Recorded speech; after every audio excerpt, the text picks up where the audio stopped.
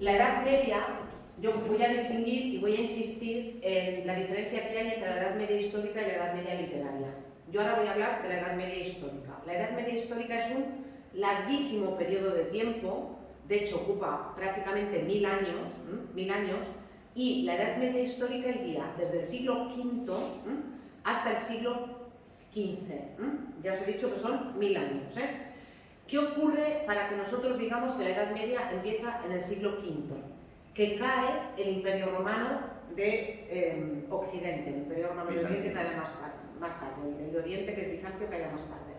El imperio, ¿qué significa eso? Significa que Roma, que hasta el siglo V era la potencia que gobernaba y dominaba prácticamente toda Europa, el norte de África, en fin, que tenía un poder además central, se rompe y a partir de ese momento ese poder va a recaer en manos de diferentes, primero emperadores, diferentes reyes también, y luego van a venir lo que vamos a llamar bárbaros, diferentes pueblos del norte de Europa que van a entrar en los territorios romanizados. Entonces ya se considera que a partir del año 476, perdonad, lo tenéis aquí, que cae el Imperio Romano, empezaría la Edad Media histórica. ¿Cuándo se considera que acaba la Edad Media histórica? La Edad Media histórica se considera que acaba en el siglo XV y para el final de la Edad Media histórica se suelen dar dos fechas.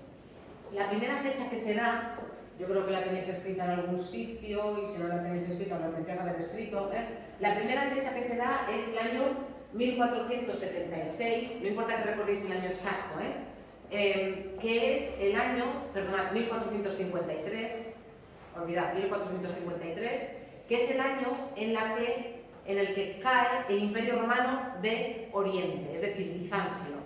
Lo que hoy en día es Estambul, Constantinopla en aquellos años, cae en manos de los turcos. Hasta entonces eran cristianos, cristianos y hablaban griego además, cae en manos de los turcos y eso se considera que es un antes y un después. Se suele dar también como fecha 1453 porque es la fecha en la que Gutenberg imprimió la primera Biblia con imprenta, porque luego hablaremos de cómo se transmitía la cultura durante la Edad Media cuando no había imprenta. Entonces, la invención de la imprenta también es una revolución similar a la que hemos vivido nosotros en nuestro tiempo con Internet. Si ha habido dos revoluciones en el conocimiento humano, a la hora de transmitir el conocimiento humano, una es la invención de la imprenta, sin duda, y la otra es Internet, que es lo que estamos viviendo ahora.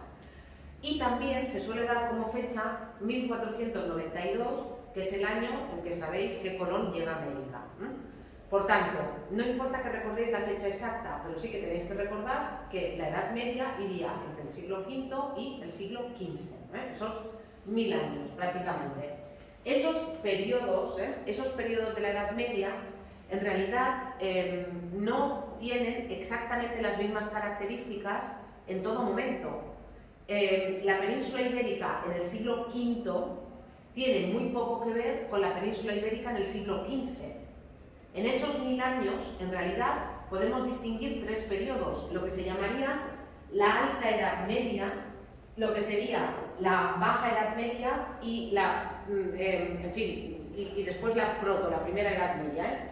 Pero en cualquier caso, para hablar de lo que hemos dicho antes de los artesanos, la burguesía, el auge de las primeras ciudades, las universidades, hay que esperar al siglo XII-XIII, es decir, a la Baja Edad Media. La Baja Edad Media es lo más moderno, al contrario de lo que podría parecer, es lo más moderno.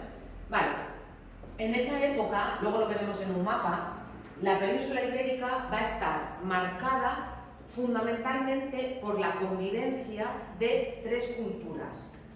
En el periodo de la Edad Media, en la península, conviven la cultura musulmana. Los musulmanes entran por el sur de la península en el año 711. Como no encuentran resistencia porque la península está ocupada por diferentes reinos del norte de Europa, visigodos, álanos, en fin, diferentes pueblos que en realidad no tienen entre sí mucho contacto y no hay una estructura central, no hay un Estado, no hay un ejército, los musulmanes ocupan la península con muchísima facilidad, pero también es cierto que pronto, desde el norte de la península, desde lo que hoy en día sería Asturias, empieza un movimiento de cristianos, al principio muy poco organizados, después mejor organizados, que van creando reinos, ¿sí? Van creando, en fin, estructuras, ¿sí?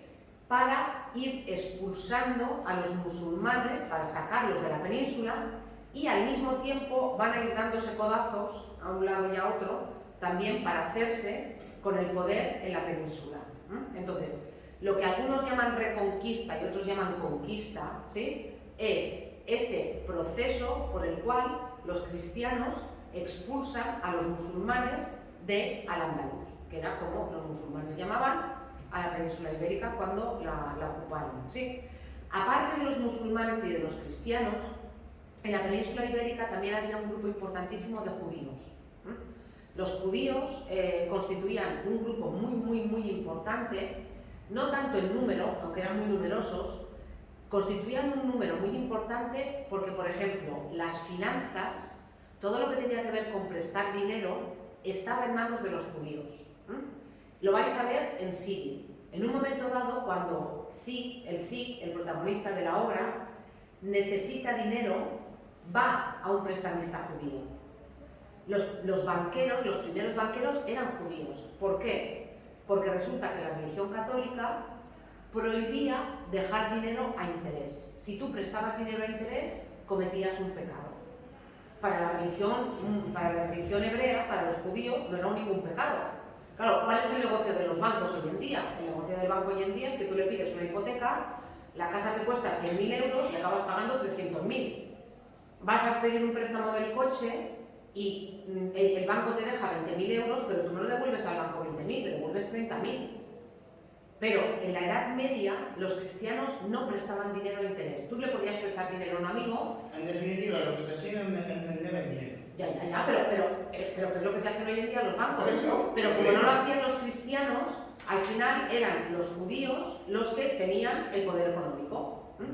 Y además de todo eso, también, por ejemplo, la medicina estaba en manos de los judíos. Los médicos eran en buena parte judíos, también lo vais a ver en sí. Entonces, eran un grupo muy importante. Después se los va a expulsar de la península y se los va a expulsar también, bueno, la excusa es la religión, pero al final lo que hay detrás es cuestión económica, que los reyes católicos no pueden devolver todos los préstamos que los banqueros judíos les han hecho para acallar los conflictos que tienen en la península con diferentes reinos y también para pagar la conquista de América y para pagar la conquista de Granada.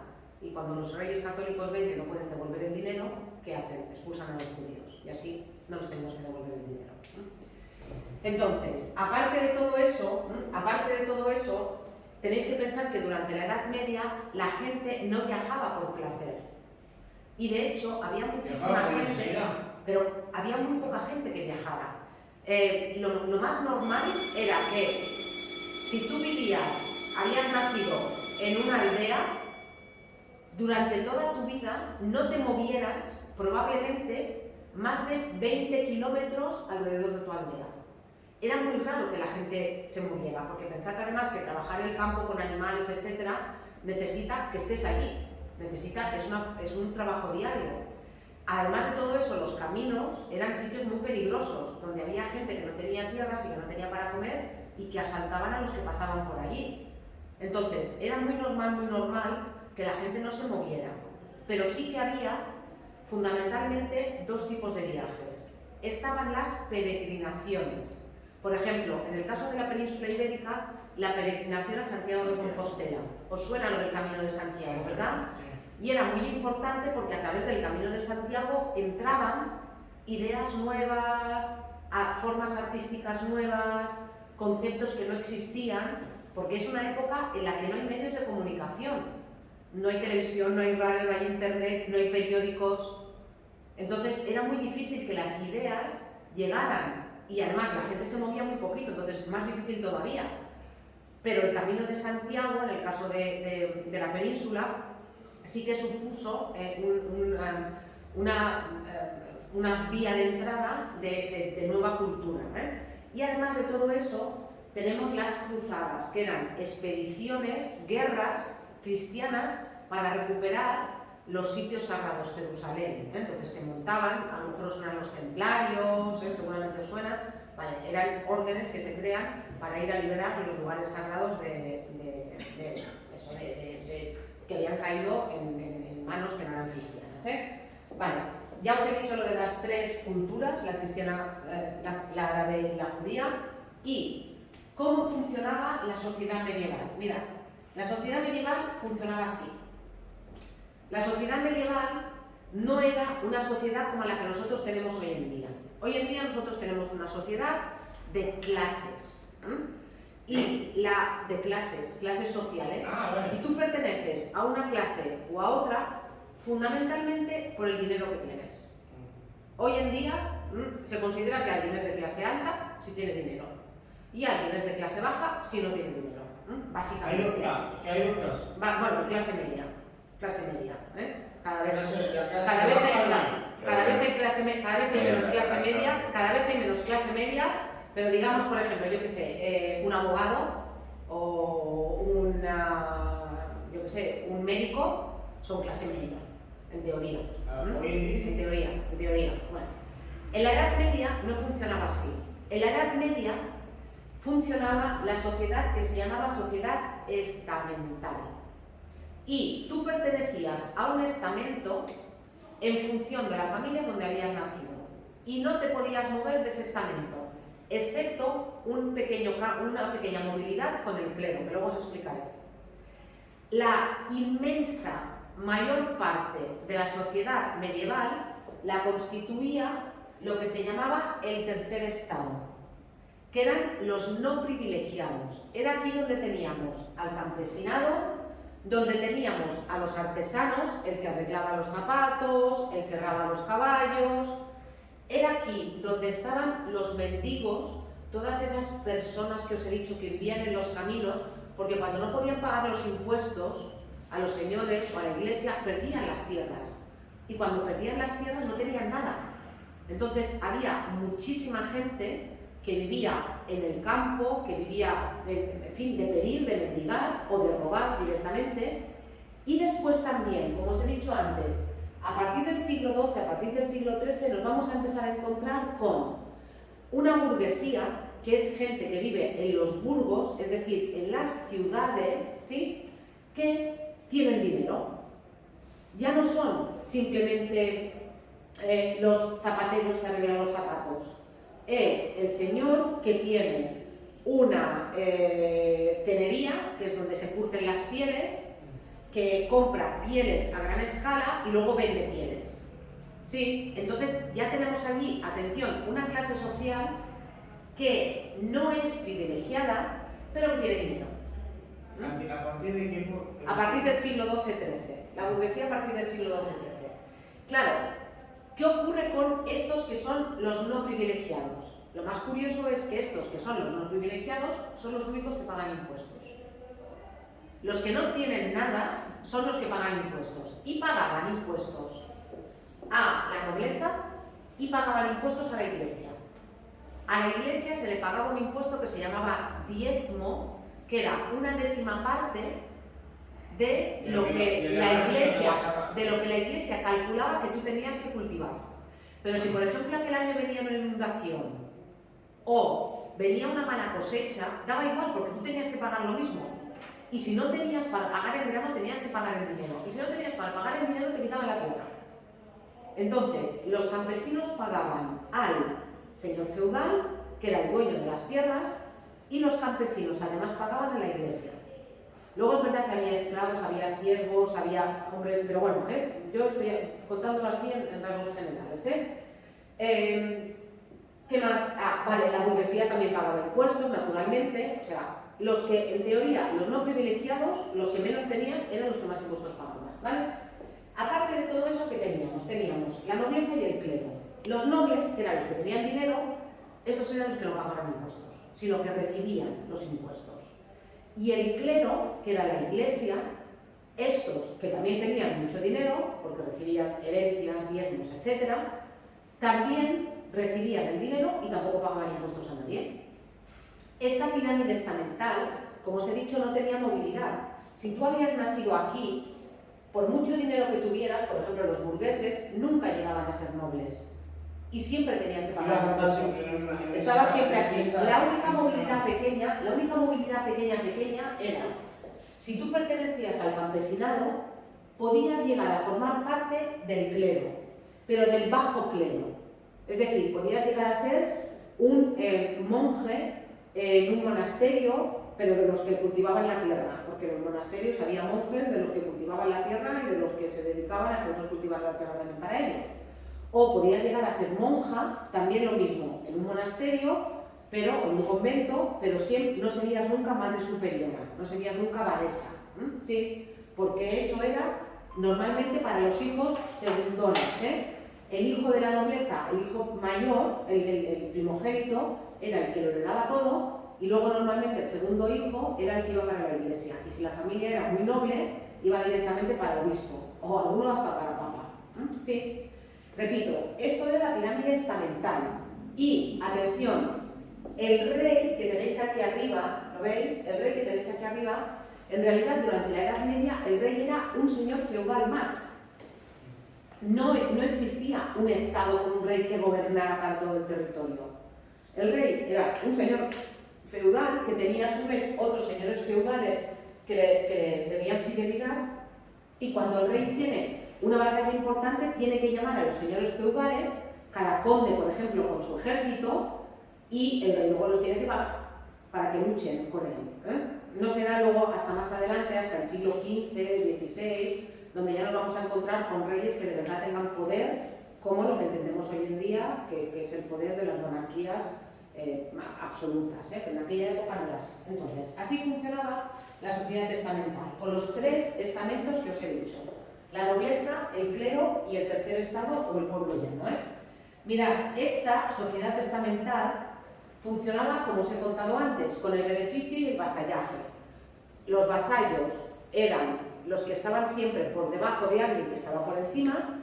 Esa persona en teoría les daba protección, ¿a cambio de qué? A cambio de unos impuestos y a cambio de, en el caso de los señores feudales, de los nobles, de la fidelidad, de que si te necesito vas a venir a echarme una mano con tu ejército, o cuando conquistes me vas a pagar en función del territorio que hayas ganado, del botín con el que te hayas hecho.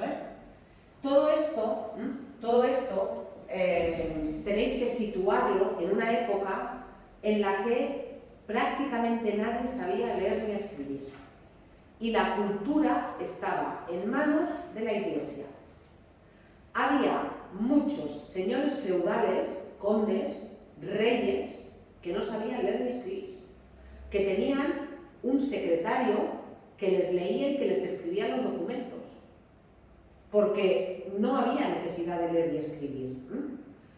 ¿Quién se ocupaba del mantenimiento de la cultura? La Iglesia Católica.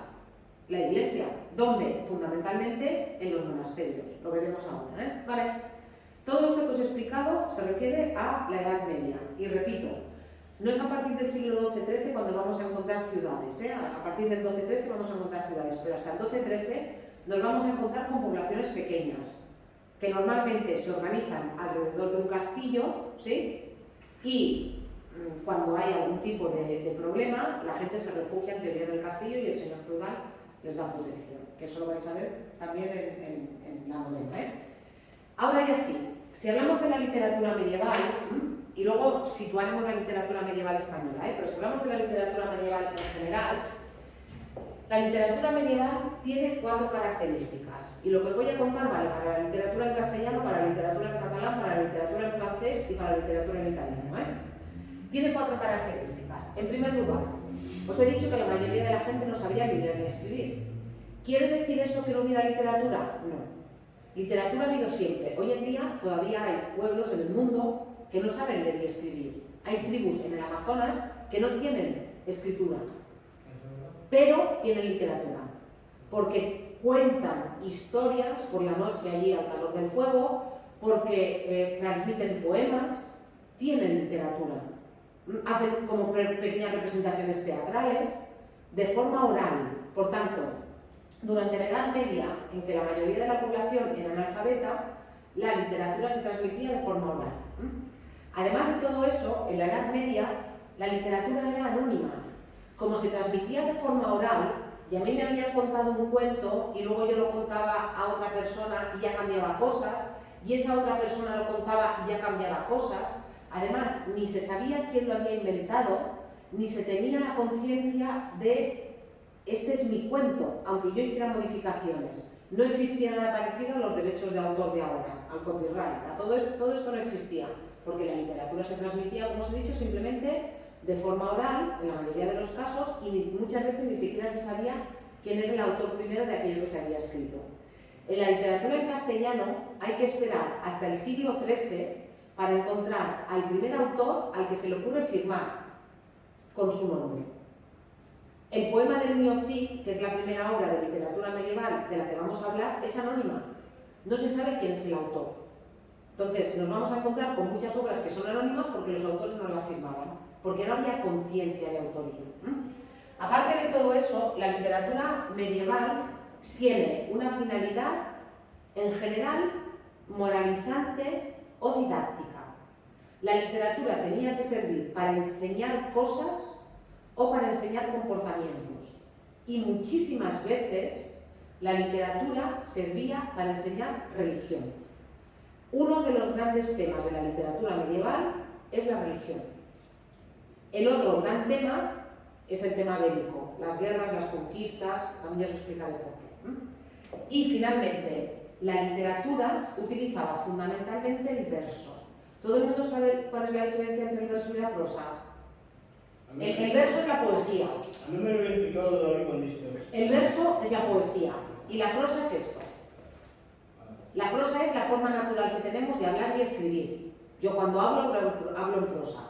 Pero si yo digo, en tanto que dolorosa y azucena se muestra la color en vuestro gesto y con vuestro mirar ardiente honesto con clara luz la tempestad serena, estoy utilizando el verso. Durante la Edad Media, la mayor parte de la literatura se transmitía en verso. ¿Por qué? Por dos razones. La primera razón, os he dicho antes que la literatura se transmitía de forma oral. Siempre es más fácil de recordar el verso que la prosa. Fijaos, cuando somos pequeños y nos hacen aprendernos en la escuela algo, normalmente lo primero que nos hacen aprendernos es un poemillo, una glosa de Santo Antonio, una poesía de Navidad. Siempre es más fácil recordar el verso que la prosa, esa es la primera razón. Y la segunda razón es que, de alguna manera, los autores eran conscientes de que la lengua que utilizaban para hablar no podía ser la misma lengua que utilizaban para crear literatura. Es decir, la lengua, el tipo de lenguaje que yo utilizaba para decirle al herrero que le pusiera una herradura al caballo, no podía ser la misma lengua que yo utilizaba para contar las historias del Cid. Y la diferencia la marcaba el verso. Y repito, estas cuatro características son generales. Aquí tenéis también un vídeo que habla de la literatura medieval. Y cuando hablamos de la literatura en castellano, ¿sí? Y luego ya vamos a la presentación del Cid. Cuando hablamos de la literatura en castellano, ¿os acordáis de que antes cuando hemos visto el eje cronológico, hemos visto que ponía que la literatura empezaba en el siglo XI, la literatura de la península empezaba en el siglo XI? Pero yo os he dicho, pero si hablamos de la literatura en castellano, tenemos que ir al siglo XII. ¿Por qué el esquema dice el siglo XI? Porque la primera muestra de un texto literario que se encuentra en la península, que está escrito en una lengua que no es el latín, está escrito en mozárabe. El mozárabe era la lengua que hablaban los cristianos que vivían en territorio árabe, en territorio musulmán, que no terminaba de ser ni castellano ni árabe. Fijaos en este texto. Es como un dialecto. No. Sí. Mirad, este es el primer poema que se encuentra en una lengua que se encuentra en la península, en una lengua románica. ¿Todo el mundo sabe lo que es una lengua románica? Los romanos hablaban latín. Sí. Y en la península se habla latín hasta el siglo X. Pero a partir del siglo X, el latín ya se ha convertido en lenguas diferentes. La gente ya no se entiende, la gente que habla latín más allá de los Pirineos ya no se entiende con la gente que habla latín aquí. Y ya han nacido lo que se llaman las lenguas románicas. Las lenguas románicas son las lenguas que durante la Edad Media se acaban formando que derivan del latín. El italiano es una lengua románica, el francés es una lengua románica, el catalán es una lengua románica, el portugués, gallego-portugués es una lengua románica, el castellano es una lengua románica y el mozárabe era una lengua románica, que se perdió, el mozárabe se perdió. El astur-leonés también era una lengua románica que también se perdió. Y fijaos el mozárabe, mirad lo que hace. ¿Qué faré yo o qué será de mibi? Habibi non te tolgas de mibi. Aquí, solamente el Habibi esto suena a árabe total, ¿sí? ¿Lo veis? Pues esto es lo primero que se encuentra en la península en una lengua que no es el latín. La primera muestra de literatura en una lengua que no es el latín que se encuentra en la península ibérica. Es del siglo XI, pero no es castellano, es mozárabe. ¿Vale? Dime. Lo de abajo, la tercera línea, parece medio... Verso. Sí, sí, No línea, verso. Bueno. Verso, no. Bueno, no. Cuando es poesía, Sí. no son párrafos, son estrofas y no son líneas, son versos. Vale. Ahora dime. Que... Bueno, a mí que me da la sensación como si fuese un tipo a portugués. No es portugués, es mozárabe. Esto es unos dialectos de mí. El mibi Pero ¿qué digo? Sí. Bueno, te puede dar la impresión, pero... La impresión me da eso. No, vale. Venga, aquí os explico lo del latín, lo de las lenguas románicas, todo esto, lo tenéis aquí explicado. Ya os he dicho que tenemos que esperar hasta el siglo XII para encontrar la primera muestra literaria, porque pensad también que antes de encontrar estas muestras literarias, la gente sí que escribía documentos.